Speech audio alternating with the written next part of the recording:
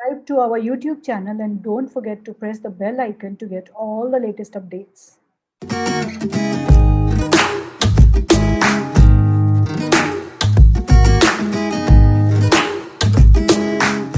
Hi everyone, my name is Anita Sharma and I'm going to welcome Professor Vijay Pereira. Professor Vijay Pereira, I'm so happy that you accepted our request. Welcome to Inkpothub Media. Thank you so much.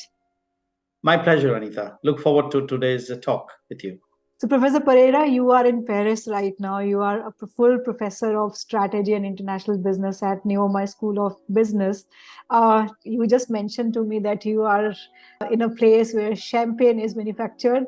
Yes, I'm based at the Champagne, which is Reims region of France. Very beautiful, not very far from Paris. Uh-huh. I had many visitors over the last 3 years. I'm based here for the last 3 years, so I pay, and that's the easiest to recognize the place is the champagne that is popped open for Yeah. every celebration, a victory, and so this is the region. Yes, Mhm. Okay, great. So I'm sure that it is going to be a happening place and a researcher's mindset kind of place as well. So, absolutely. Yeah. okay. So I saw your LinkedIn profile. I'm superbly impressed by the kind of work which you are doing, and you recently visited the Academy of Management 2023. Unfortunately, I was not there this time, but tell me what kind of experience you have had there this year, specifically. Post-COVID experience. How was it? Yeah, I mean, the academy is the ultimate place for business and management scholars from across the world. Um, I've been to many of these over the years, but you're right in saying that this year was different, and the buzz was different because it was after 2 years of the pandemic, where it was not 100%. In fact, 2 years were washed out, and then last year it was the hybrid. But this Hybrid. year it was fully on in terms of the face to face. A record number of people. Every year we say it's a record, and it keeps breaking. Yeah, it was great to meet old colleagues, new acquaintances, people who you had never seen face to face but had interacted online. Yeah, I think for me, what struck me this time was the number and the quality of Indian academics. I think not Oh, only the IIMs, but I think also second and third tier universities have actually funded students to go to such a mhm, huge the biggest platform really, where mhm. you get to meet people in flesh and blood. I remember way back when I went to my couple of first academies. I was just awestruck with the senior colleagues and said, oh, this is so and so professor, oh, this is somebody. And so it was really heartwarming to see the numbers. And we have the Indian Academy of Management, Mhm. where we have our social, and we it was like absolutely, we planned for 100 people, 300 turned up, but it was so good to meet people. Great. So you are currently associated with the NEOMA Business School, and tell me about your journey from India to NEOMA Business School, and what are those prominent milestones in your life which you recognize now and see that who you are today is because of these milestones. Yeah, I call myself an accidental academic. I come from industry. I was a civil servant in India for almost a decade, 10 years. Then part of consultancy, that oversaw the merger of Her Majesty's Revenue and Customs, and then embarked on this journey of doing a PhD. And I had a lot of catching up to do because, at the age of 31 is when I began to think about getting into academia, which I got into at the age of 32. So it was, you know, from developed country perspective, 32 is the right age. But we coming from India, I think 32 was already seen to be, oh, are you going back to study at the age of 32? And, because I already 10 years of civil service experience behind me. But yeah, I think what made me sort of get attracted towards academia is that you can make a difference. I think, the legacy that we can leave behind is knowledge. We investigate, we are inquisitive, we ask key questions, and then we sort of try to get to the bottom of the truth, of the facts, isn't it? And we base it purely in terms of evidence.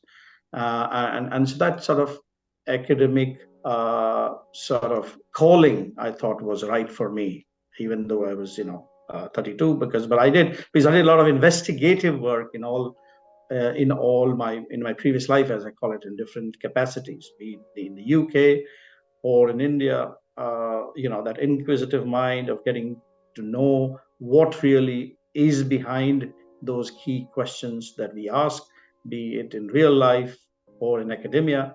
So that's what sort of made me attracted towards being an academic. But it was tough, as you rightly say, getting back into knowing how things are done, the robustness that is required. And so, I was, again, I was lucky to be trained in the UK, where I think things are taken very seriously. The structures are in place. So I was lucky. And over the years, I think I've been giving back, especially to students and junior colleagues from developing countries, especially from India. I think it's time. I was lucky, like I say, and colleagues like me of Indian origin who are abroad. I think we should think about giving back. So I do a lot of mentoring. I do a lot of creating of opportunities. The Indian Academy of Management, where I'm associated with, we have our annual conference in Goa in January of 2024, the Goa Institute of Management, where I'm also a distinguished professor, distinguished visiting professor. So really, I look back answering your question, Anita, is say there was this calling, there was this motivation, but it's hard work. It's not an easy job as people think it out to be. And also to make it as a sort of immigrant in different countries, be it UK, I was in the UAE, and now in France. It's difficult, but it's a challenge, and I've accepted that challenge, and I always push to strive to be one of the best. That's the sort of my life over the years in terms of reflecting back. Yeah, Anita. Okay. So you said that you are an accidental scholar, right? So what played a significant role, your luck or your hard work? I don't believe in luck. I believe only in hard work, and my favorite sort of quote is that if opportunity doesn't knock, you build a door. So I don't believe that, and I may sound very sort of top down here, very cheeky, but really I don't believe that we do not have opportunities. I look at your own life and see it as well as an example. You created the opportunity. So you don't wait for opportunity to come to you. I believe that you create it, and whatever field you choose, I think you have a choice. You go and work hard, create the opportunities. Uh, you know, there is no substitute to hard work. But then beyond that, I don't call it luck, but I call it how you create opportunities for yourself. Yeah. So 4,500 citations you have gotten. How does it feel at this stage of your life? Yeah, I never look at the citations. I believe, I'm not only an accidental scholar, but a late scholar as well. So I had a lot of catching up to do. I don't believe that is the ultimate measure, but unfortunately, it is some sort of measure. I have colleagues who have 30,000, 40,000 citations, and I don't see myself any smaller than them. I think, but it is a measure, and and like I said, I'm also not an accidental, but a late scholar as well. So I have achieved this in a short period of time. I just do good work. I do meaningful work. I do impactful work. I think that's important to sort of realize that doing research for the sake of one's career is fine, but I think what impact does it have on different stakeholders, be it your peers, be it your students, be it the community, society, you know, so you know the environment. Now we talk about the grand challenges and the SDGs, the United Nations developmental goals. All of these, I think, we can make a huge impact with what we do. Hmm. So, And I've observed your work and I've seen a couple of articles. I've read a couple of articles because I take those articles, information, and in my own way of working. So, two articles are kind of very prominently hitting my mind again and again. These are two HBR articles which you have written, and these are primarily aligned with invisible disabilities. Okay, so what do you think, like in terms of a researcher, these type of articles are important, and why do you think that these kind of work is required? So what is your take on that? Like, should we go for these kind of research which is not considered mainstream but are impactful? So what should be, what is your take on that, and how potential researchers should take care um, the topics when they are looking for topics like such, like disability or any other minority group, which is, so to say, not considered as a mainstream research but are impactful researchers? Tell me, what is your take on that? like I said, I mean, one does research for impact. In Mm-hmm. fact, now more and more universities, more and more governments across the world have turned it, the whole reason or the whole sort of motivation behind doing research is for impact. Okay, so now impact is right in front. Mm. And coming to your question about the articles such as invisible disabilities, whether it is the I'll eating read these disorder two. or So otherwise. these I'll read these two articles for the sake of the audience understanding. So the article number one is titled as "How to Make Workplaces More Inclusive for People with Invisible Disabilities." Caught my attention. So this one article caught my attention. Second article is "Are your team gatherings inclusive for people with food-related allergies?" Two interesting articles, and tell me about these further, like. Yeah, yeah. I think these are not backseat topics. These are you know Hmm. the impactful, meaningful, what we face on a day-to-day basis, whatever part of the world. It's very important. Mm-hmm. So so I think what we do as what I do as a researcher, and me and my team, is that we have to highlight. It is our responsibility to highlight these shortcomings and research into why these are happening, what is the effect on people, and most importantly, what could be the possible solutions. So Harvard Business Review is the ideal place, read by millions across the world, used as case studies. These are the op-eds that we call of academia, that is, that showcases the impact Hmm. of such studies. I'm not saying that the mainstream academic journals are not important, because all of these research that we are trying to portray as important topics, as mainstream topics uh, that affect society and many people. Uh, because many people come back to me after they've read these two articles, especially, and say, "Oh, it relates very much." Whether it is halal meat that is not being served, or halal, or only halal meat that is being served. You have to look at it both ways. Hmm. And so where is it that we are inclusive, and where is it that we as a society, or whether in business, or in senior management or junior management, sort of identify and relate and then find a solution to it. The whole reason for writing such articles is to bring to the fore the Hmm. important Hmm. the importance of being inclusive, Hmm. the importance of, first of all, realizing that such differences impact Exists. people.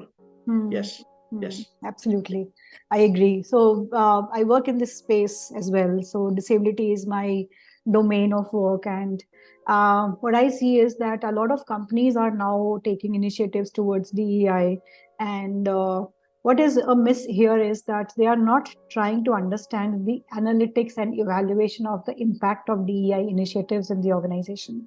So, one research topic I see that is still needs to be done, to be explored. So, what's your take when you write these articles? So, how we can manage this work and help the corporate world to inculcate these kind of learnings while when we produce our research outcomes. See, by training, by default, I am a strategist, which means that how I see myself is how can businesses gain?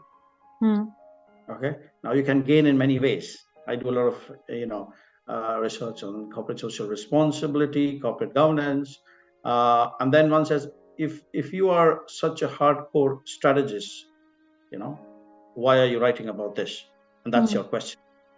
Because for me, doing good business, understanding the real and important factors such as disability is a strategy that helps the business's bottom line, whether it is more profitability, more efficiency, yes, Absolutely. whether it is gaining your internal customer, i.e. your employees' attention, or your external customer who buys your goods and services.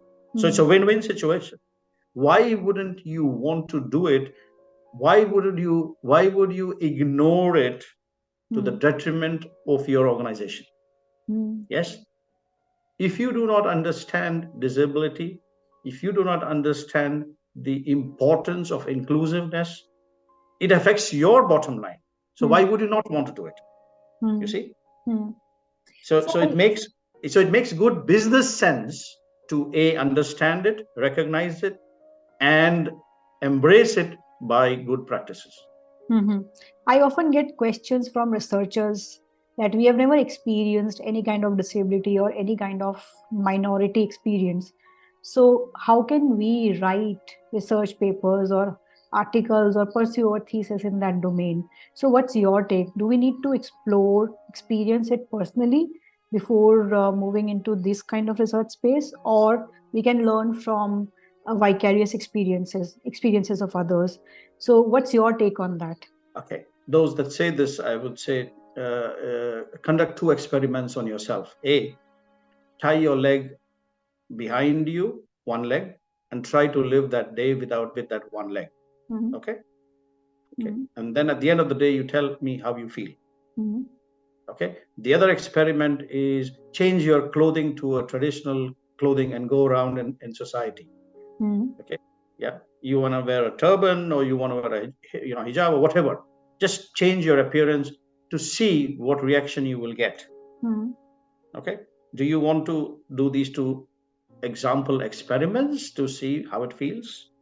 Yeah. Or go around with a person with such disability or with such differences in attire, why they wear it, and so on and so forth. You have to look at life through the person who is being affected.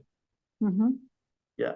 You have to have that empathy to understand. So we do a lot of disability sensitization programs where we put people in this kind of experiment and they learn through their own experiences, specifically for one day or maybe 2 days when we are pursuing and doing those kind of sensitization training programs. So I think researchers should also do such kind of experiments and learn like how the real scenario feels like. From a business and management perspective, it is very simple. They need facts and figures, so you show them facts and figures. How much does an organization lose if they don't do these things? Absolutely. How much can they stop? Money saved is money earned. Absolutely. You stop the leakage, and you see that your profits go up. So you have to talk in money terms. Yeah, absolutely right.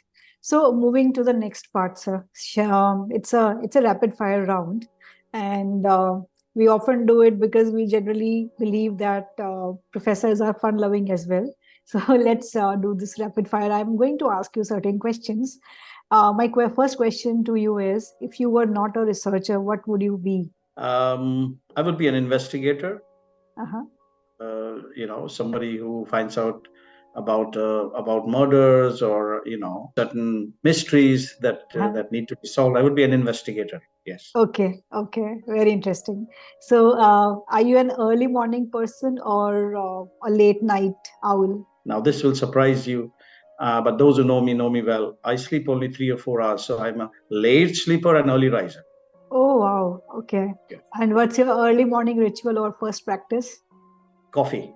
First cup of coffee in the morning, and first sip of beer in the evening, and everything in between you forget. Okay. A must-have item on your work desk. Pen and paper. I'm still traditional. I have to scribble. I have to take notes. So pen and paper are, I think, the basic thing on my table. You'll have many pens and a lot of paper on my table. Yeah. Okay. So, what's your latest purchase to increase your research productivity? Wow. It was a talk this morning with our research director. We are into gamification, and we bought the latest Samsung uh, notebook, which we will use in our gamification. So that was Uh-huh. my latest purchase, a Samsung notebook, the latest Samsung notebook to use for our research and gamification. Okay. Okay. And what's your favorite book, or maybe some books, like two, three books, if you can suggest? Yeah, I think Mario Puzo's Godfather, which initially written and then became a series of 3 movies, is my favorite because I use it in my strategy class. Uh, though it's about the gangsters and the Italian mafia in the US, it is structured in a way that you have so many lessons to learn, Mm-hmm. whether it be family lessons, whether it be business lessons, whether it be competitive lessons, whether it be ethics, the classic case where the whole story starts with the Mario, Marlon Brando saying no, he will not get into the drugs business. Starts with the whole story. So there's ethics in even. Absolutely. Okay. And what's your favorite quotation? Although you've mentioned, but in the rapid fire, I'll ask you again. Yes, I think I said there that if opportunity doesn't build a door, but the other one is also uh, the tough get going when the going gets That's tough. Yeah, Hmm. that's my favorite And as what do you do when you are overwhelmed and feeling emotionally outbursting kind of scenario? What's your go-to space? Yeah, I think immediately at that point of time, I need fresh air. I need to just go take a walk and get fresh air in your lungs. I think Mhm. if there is no occasion of fresh air, I think I get up from my seat and I sort of pace around. That is my immediate. But I think in long term is this: I just switch off with a nice cup of tea and a good movie is the long term for me. Mhm. Yeah. Okay. Thank you so much, sir. I'm so glad that we spoke, and it is very inspiring. It's very interesting. It's informative, and I'm glad that we spoke. Thank you so much. My pleasure, Anita. Thank you for having me. Thank you. Thank you. It's great to see you all here. Thank you for watching our work. If you have not subscribed to Inkpothub Media, then please hit the bell icon and subscribe to our channel and support research celebrations in India.